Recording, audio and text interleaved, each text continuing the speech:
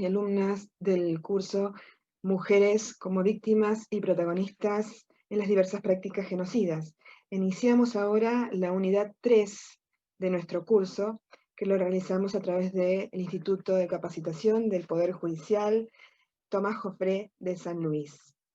En esta parte de la unidad referiremos al tema de la mujer durante la Shoah o el genocidio judío durante la Segunda Guerra Mundial. La Shoah es un término que significa destrucción masiva, y ha sido utilizado porque realmente no tiene una traducción verdadera para dar una idea de la magnitud de la destrucción masiva. Los materiales que hemos puesto en el aula virtual son particularmente referidos a la mujer y las prácticas genocidas durante la Shoah. En particular, me he esforzado por buscar figuras de mujeres que tuvieron su protagonismo durante esta parte de la historia. Los que estudian el tema del genocidio, del Holocausto, destacan 3 ejes en el estudio del Holocausto, que son los perpetradores, las víctimas y las personas que iban por el costado, los bystanders, los que no son ni perpetradores ni víctimas, y que entonces se preguntan cuál ha sido la posición tomada por esas personas, los que estaban al costado. No hemos traído perpetradores. En otros cursos sí se traen figuras de mujeres, porque también la mujer no escapa a la idea de que también puede ser perpetradora, pero no, en este caso tan acotado en nuestro curso, he querido traer a mujeres protagonistas en el buen sentido del término y víctimas de la Shoah. Entonces hemos traído a las víctimas de la Shoah y sí hemos traído a las personas que están al costado, bystanders, pero que han trabajado en salvar diversas otras víctimas de la Shoah. Muchas veces estas personas que salvan a las víctimas son de alguna manera reconocidas mediante un título que se llama Justos entre las Naciones, que se otorga en Israel, sobre todo una institución que se llama Yad Vashem, donde se estudia particularmente el Holocausto. Yo estudié ahí, y a las personas que han salvado las víctimas de la Shoah y han logrado salvar, aunque sea una vida, a costa de sus vidas, que realmente se arremangaron y decidieron hacer algo con eso que estaba pasando y no pasar por el costado, a esas personas se les reconoce como justas entre las naciones, y además se les reconoce porque hay un campo con unos árboles al costado de Yad Vashem, y cada justo entre las naciones tiene su árbol, como conmemorando la vida de ese justo entre las naciones. Entonces he traído varias justas entre las naciones y varias personas que, bueno, pasaron por el tema de la Shoah, que han sido víctimas, pero sobre todo que han tenido un protagonismo durante la Shoah.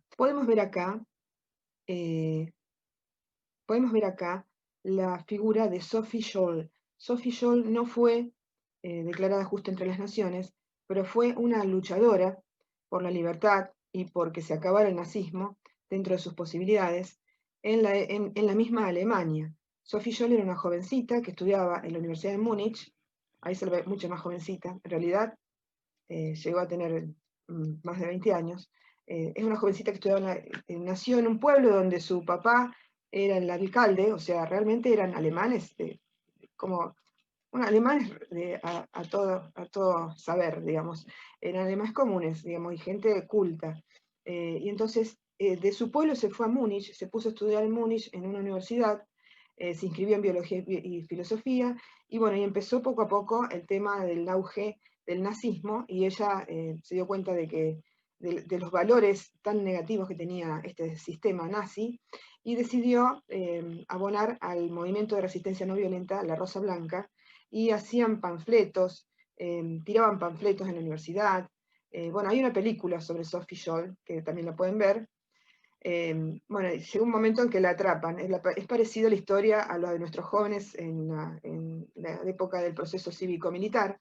La atrapan, la torturan y la matan. Pero la historia de Sophie Scholl es la historia de una joven que podrían haber sido muchas más jóvenes si se hubieran sumado a ellas, a este tipo de movimientos en Alemania. Ahora estoy mostrando la figura de Edith Stein. Edith Stein era una joven judía, de una familia prominente judía, digamos, digamos, de mucha prosapia dentro de la comunidad judía. Eran muy conocidos y creo que eran practicantes de su creencia. Y en un momento dado ella se convierte, ella empieza a estudiar filosofía, pasa por una etapa de ateísmo, donde ya no cree en nada, debido a que, bueno, eran todos los estudios de la época, donde era el cientificismo, materialismo, llega un punto donde ya no cree en nada. Pero después de pronto, por diversas circunstancias, que eso lo mostramos en el paper, se convierte al catolicismo y se pasa a ser monja, y monja carmelita. Bueno, ahí se cuentan las distintas, ella publica mucho, o publica más bien, escribe, porque llega un punto que no puede publicar más, y no puede seguir sus estudios de filosofía. A ella le gustaba hasta Heidegger, siendo que Heidegger era un filósofo preeminente, hasta hoy es un filósofo preeminente, pero que en un momento dado pasó por su etapa de nazismo. Así que bueno, el tema es que esta joven, que se convirtió en monja carmelita, la persiguieron hasta siendo monja carmelita, lo cual muestra que ellos perseguían eh, solamente por tu origen, no importaba que te hubieras convertido, no importaba tu creencia, y ella para ella se sentía católica y era católica, y sin embargo fue perseguida, fue atrapada, se la llevó a un campo de concentración y murió allí. Entonces ella, si bien no es justa entre las naciones, es una víctima más de la Shoah.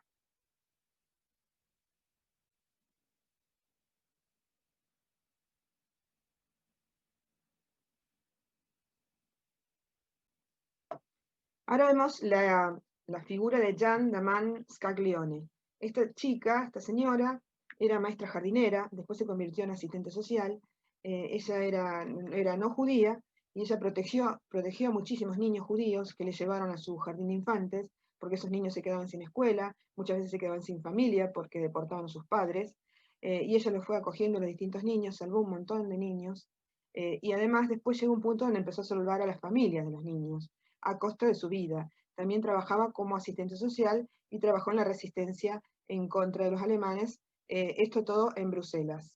Ella sí fue declarada justa entre las naciones, por eso, acá se la ve, este es el árbol en Yad Vashem, que pertenece o que rememora la historia de esta chica, Jeanne Daman, que era justa entre las naciones.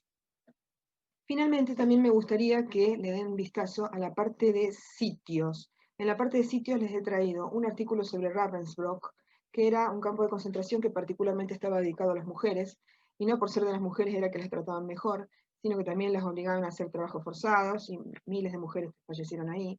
La historia de varias víctimas y protagonistas que después cuentan su historia, sobrevivientes, como Fanny Roselar, ahí en el pequeño videíto. Después también acabo por ir a ascender. Después también está Jana Barsheva, que tiene varios videos también como sobreviviente. Después también quería hablar de, que no estaba entre los papers, pero está entre los videos, de Irena Sendler. Hay una película sobre Irena Sendler. eh, Creo que a lo mejor la traje, y si no, esto es un video que rememora la historia de Irena Sendler. Irena Sendler también fue declarada justa entre las naciones. Era una joven muy católica en Varsovia, en Polonia, y ella lograba entrar y salir del gueto de Varsovia por una puerta de un costado que había, porque también trabajaba como asistente social, y logró salvar muchísimos niños de distintas formas. Algunos los hacía pasar por niños alemanes y los pasaba por delante de las narices de ellos, con muchísimo, muchísimo riesgo de su vida. Y otras formas era también con mucho riesgo de su vida. Los bebés los hacían pasar en ataúdes, o como si estuvieran enfermos, como si tuvieran fiebre o contagiosa, ¿sí? Para que no los vieran. Como si hubiera un enfermo que tuviera que llevarlo al hospital porque tiene una enfermedad contagiosa, y en realidad iban los niños adentro y los iba salvando para que se... Y además tuvo la particularidad de comprender la dimensión cultural de estos niños, y de que ellos no tenían que ser convertidos, no tenían que ser apropiados por el catolicismo, sino que ellos realmente eran niños judíos y merecían conocer su origen. Entonces ella iba guardando, les iba poniendo un nuevo nombre para que se adaptaran y se disimularan en la sociedad, pero iba guardando sus nombres en un frasco, que después lo guardó y lo escondió, para después poder decir, bueno, fulanito que estaba como con este nombre es menganito, con este nombre verdadero, y este es su nombre verdadero y su origen y su linaje. Y entonces logró salvarles a los niños su verdadera identidad judía, y pudieron ser rescatados también después por los que pudieron sobrevivir de sus familias. Esa es la importancia de Irena Sendler.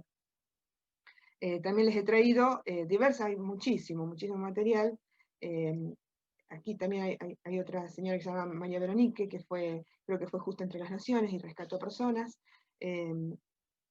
Y bueno, acá está también, ven, una película sobre Sophie Scholl. Bueno, aquí son innumerables el material que hay sobre la Shoah, cada vez más, gracias a Dios, y sirve como punto de lanza para todos los otros estudios de género y de el tema de las prácticas genocidas en todos los otros ámbitos. Así que bueno, espero que les interese. Acá dejo de compartir. Espero que les interese todo este material, y que lo encuentren ameno, y que en algún momento puedan hacer este trabajo práctico que les pedimos en esta misma unidad, que va a ser una pequeña reflexión, que seguramente será vía o trabajo práctico o producción en el foro. Muchas gracias.